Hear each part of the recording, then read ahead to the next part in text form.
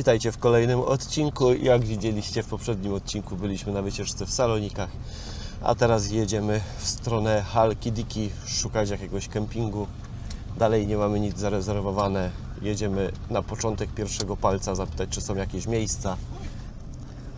Plaża tutaj była bardzo ładna, będziemy bardzo mile wspominać ten kemping i jedziemy szukać czegoś nowego.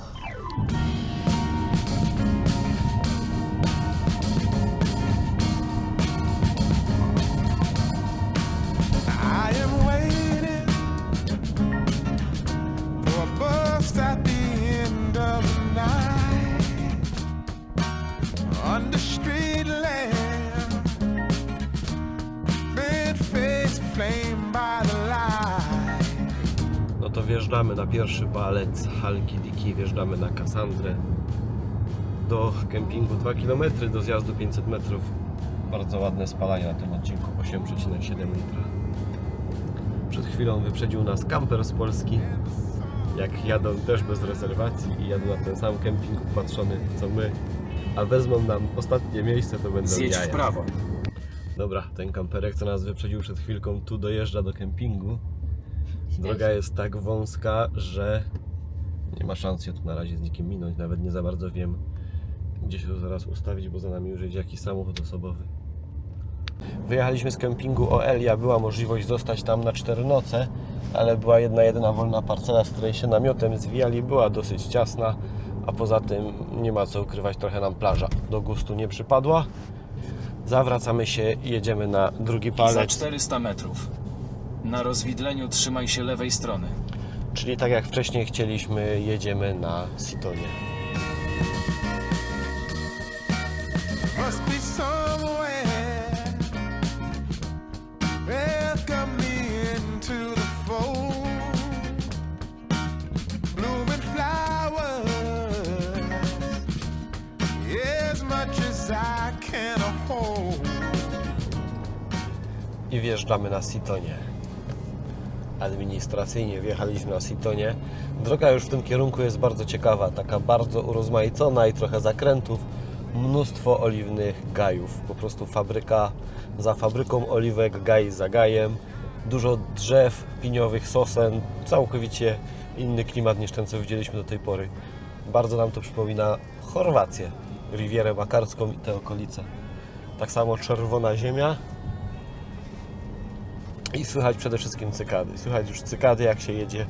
Tu już czuć taki fajny, wakacyjny vibe. Motorboat.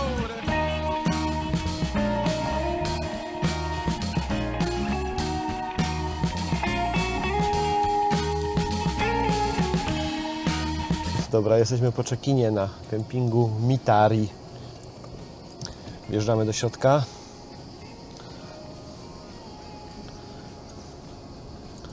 Zostajemy tutaj na 4 noce do poniedziałku.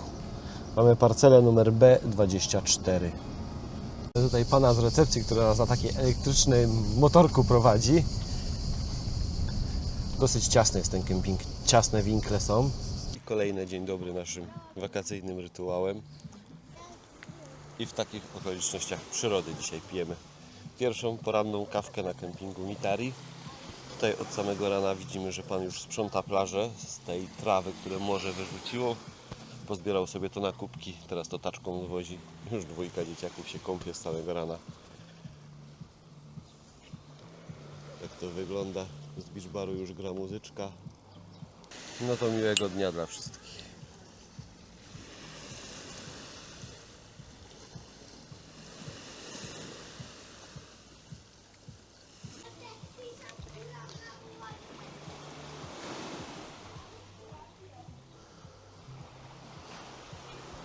No to cześć, witajcie na kempingu Mitari. Dzisiaj Wam go z grubsza pokażę. Ja wakacyjnie roznegliżowany, dlatego nie będę Was więcej niepokoił tym widokiem. Tak wygląda nasza parcela. Parcele nie są jakoś wybitnie duże. Nasza parcela to B24. Nie wiem, czy w ogóle widać.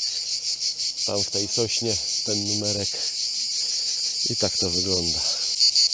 Nasza przyczepa idealnie się mieści na długość na tej parceli, dlatego postawiliśmy się w ten sposób, żeby zmieścił nam się tu jeszcze samochód, żeby był normalny przejazd drogą. Dojazd tutaj jest bardzo wąski między parcelami.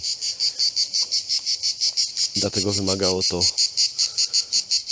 lekkiej pomocy i współpracy z panem z obsługi z recepcji. Ale tak jak mówię, na naszą długość przyczepy jest wystarczająca, bo weszłaby przyczepa, przedsionek i zmieściłby się jeszcze samochód. Parcele są zacienione poprzez takie siatki. My tu mamy jedną dziurę, bo tutaj rośnie sosna. Tutaj zostało około 60-70 cm luzu. Tyle, żeby wejść sobie do schowka, podłożyć szarą wodę, rozłożyć klimę. Tak wygląda przyłącze elektryczne. Na tym kempingu, na parcelach nie ma podłączenia do wody. Jest kilka punktów, w których można sobie pobrać wodę. Tak wygląda mapa tego kempingu, tego obiektu. Nasza parcela, tak jak mówię, B24. Tutaj jest jeden blok sanitarny i tutaj jest drugi blok z sanitariatami. Kemping posiada dostęp do 2 plaży. Tutaj z tej strony i tutaj przy domkach. Tu jest też taka malutka plaża. Nasze miejsce B24 jest o tyle wygodne, że albo spacerkiem tu i w tą stronę do plaży, albo tu i tutaj do plaży. Tu jest taka plaża bardziej żwirkowa, kamienista, co Wam zaraz pokażę. Tu jest plaża typowo piaszczysta, ale to jest taki gruby piasek. Tu jest nasza parcela B24 i schodzimy tu w dół i już idziemy nad morze. Kemping jest wizualnie bardzo ładny. Kwiaty, oliwki, sosny, pinie. Idziemy do plaży. Tutaj z tej strony mamy dostęp do plaży tej właśnie kamienistej, żwirkowej. Zaraz Wam ją pokażę, jak to wygląda. Ogólnie zaczniemy prezentację tego kempingu od jego mocniejszych stron, czyli w sumie najmocniejszej strony zaczniemy. A potem pokażę Wam te słabsze aspekty tego kempingu, bo tych niestety też jest całkiem sporo. No i tak wygląda ta plaża od strony kamienisto-żwirkowej. Tutaj w tej części, gdzie są te kamienie, w wodzie jest bardzo, bardzo dużo jeżowców. I tak to wygląda. Tu jest taki wiatrołap pokazujący natężenie, siłę wiatru. I po tamtej stronie za snackbarem mamy część plaży piaszczystej. Widzę, że mi dziewczyny się przeniosły tutaj na ten betonowy podest, bo wcześniej siedziały tam od strony plaży piaszczystej. Tu jest taki kawałek kamienistej plaży. Na tym kempingu woda tu wygląda po prostu fenomenalnie. Fenomenalnie. Tutaj również normalnie przezroczysta woda. Tylko tutaj ta część już należy do jakichś domków. Luria Homes. Jakby ktoś miał ochotę wypoczywać w takich warunkach, na takim leżaku, to może sobie zajrzeć na stronę tamtych domków. Zajmijmy się jednak naszym kempingiem. Jest tutaj taki mały podest, takie ala małe molo. Znajduje się tutaj również slip do wodowania wodnych sprzętów. I jeszcze raz rzut oka w kierunku tej plaży piaszczystej. From the first moment I saw you, I knew I had to make you mine. Wanted to know everything about you.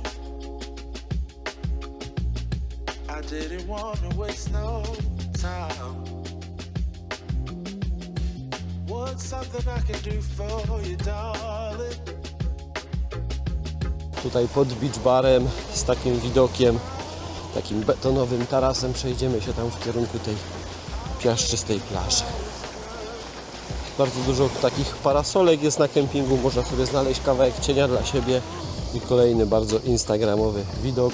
Dziewczyny przed chwilą leżały tutaj pod tymi parasolami na tym małym piaseczku, ale jak zaczęły grzebać w tym piasku, to się okazuje, że to jest chyba kocia kuweta i gdzieś tu zagrzebanych jest mnóstwo kocich odchodów. A tutaj kolejny element kempingowej infrastruktury, ciekawie zaaranżowany, taka kamienna, wymurowana ławka, na której sobie można siąść. I z takim naprawdę bardzo ładnym, wakacyjnym widokiem można sobie posiedzieć, posłuchać cykad i wyluzować. Wygląda to naprawdę fenomenalnie. Zaraz przy tej piaszczystej plaży jest jeszcze stanowisko, na którym są 2 prysznice i schodząc do plaży kolejne parasolki z takimi ala stoliczkami zrobionymi ze sklejki. Też bardzo pomysłowe. Można sobie tutaj przynieść swoje leżaczki i z tej perspektywy siedzieć nad plaży. Plaża jest codziennie rano sprzątana i pracownik kempingu tutaj składuje sobie te liście, tą trawę, którą rano wyławia z plaży. I tutaj się wdrapałem jeszcze na te skałki, żeby z tej perspektywy pokazać Wam ten kemping.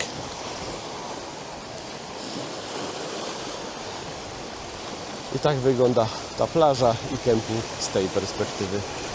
Mówię, widokowo rewelacja.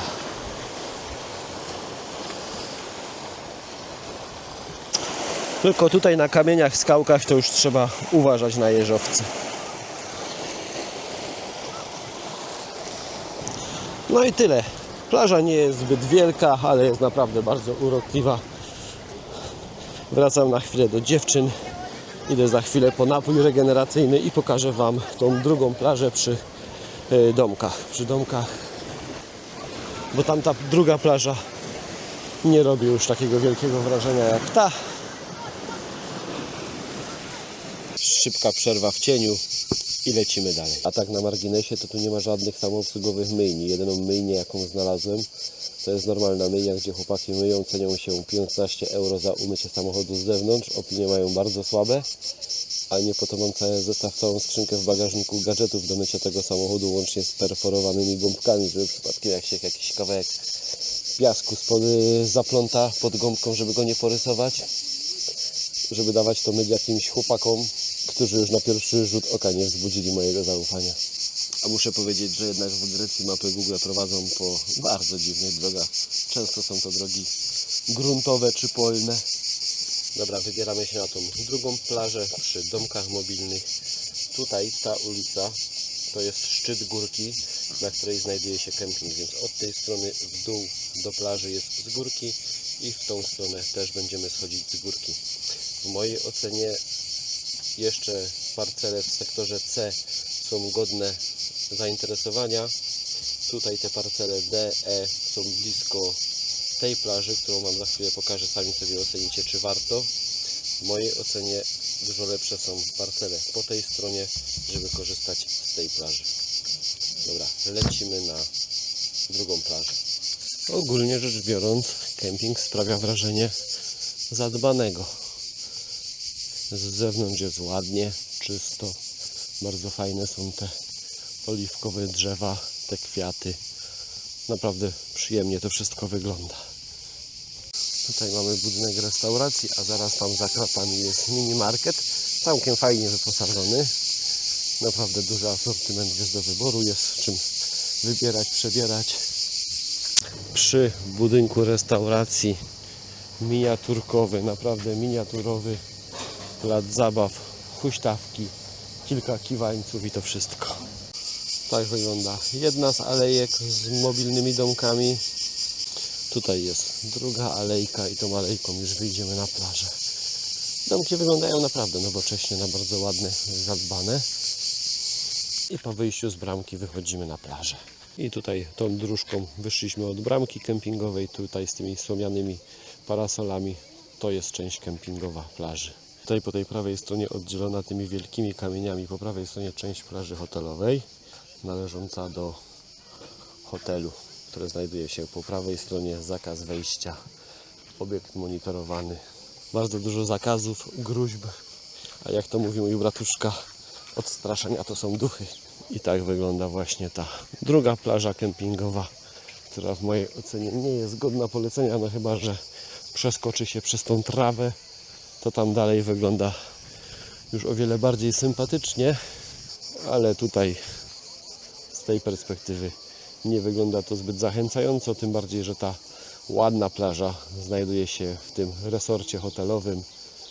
Nawet wczoraj dumnie tutaj powiewała niebieska flaga błękitnej plaży, czyli po plaży na Biela Uwala. To jest kolejna plaża, przy której zastanawiam się, kto tą nominację, kto tą błękitną flagę przydziela.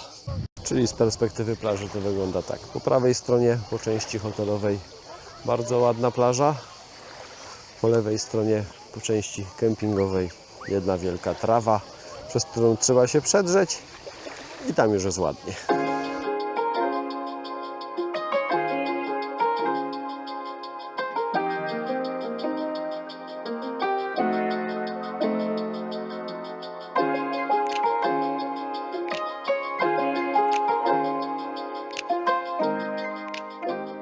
w sektorze 5 nie będziemy Panu przeszkadzać. Znajduje się stanowisko do grilla węglowego, zwany barbecue spot.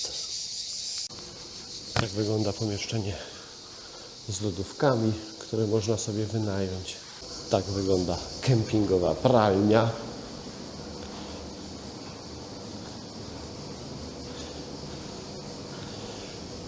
€5 za pralkę. Jest też deska do prasowania, tylko trochę strach jej użyć. A zaplecze sportowe na tym kempingu wygląda w ten sposób. Tu jest boisko do koszykówki i zaraz tu po lewej stronie stół do ping-ponga. Dobra, no i o ile rzeczy, które do tej pory Wam pokazałem, odbieram pozytywnie albo nawet i bardzo pozytywnie, tak teraz przejdźmy do rzeczy, z którymi się mentalnie pogodzić nie mogę. Czyli jesteśmy w sanitariatach. Ja wiem, ostrzegani byliśmy, że Grecja ma troszeczkę inne standardy, jeśli chodzi o sanitariaty, jeśli chodzi ogólnie o higienę. Pokażę Wam, jak to wygląda na tym kempingu. Albo może Wam nie pokażę, tylko opowiem, tak będzie lepiej. Oznaczone literką CH Chemical Toilet i to pomieszczenie wygląda spoko. Tak wygląda zmywalnia naczyń i ona też wygląda w porządku. Jedyne, co mi tu nie pasuje, to to, że na tym kempingu luksusem jest ciepła woda. W kranie jest jeden kurek, a jeżeli chcecie skorzystać z takiego luksusu, jakim jest ciepła woda na kempingu, musicie w to miejsce przyłożyć pestkę. Za taką pestkę pobierana jest kaucja w wysokości 10 €. Doładowujecie sobie tą pestką kwotą, jaką chcecie. 8 minut ciepłej wody do zmywania naczyń kosztuje 50 centów. Jeżeli macie taki kaprys, ochotę wziąć gorący prysznic, to taka przyjemność kosztuje 30 centów za 6 minut ciepłej wody. Po zakręceniu wody czas się na stoperze nie zatrzymuje, to jest po prostu od przyłożenia bite 8 minut przy zmywaniu naczyń, 6 minut pod prysznicem. To są jakieś wielkie koszty, ale mogliby sobie doliczyć po euro za pobyt każdej osoby na kempingu i darować sobie tą szopkę z tym klipsem. I tak wyglądają sanitariaty męskie, umywalki, wielkie lustro. Cały czas tu jest mokro, brudno, podłoga jest cały czas mokra, nikt tu nie sprząta. 4 toalety, nazwijmy je bałkańskie, 2 toalety z klasyczną deską klozetową. Tak wygląda kabinka prysznicowa. Ona jest miniaturowych rozmiarów, że ledwo człowiek wejdzie, zamknie za sobą drzwi i to koniec.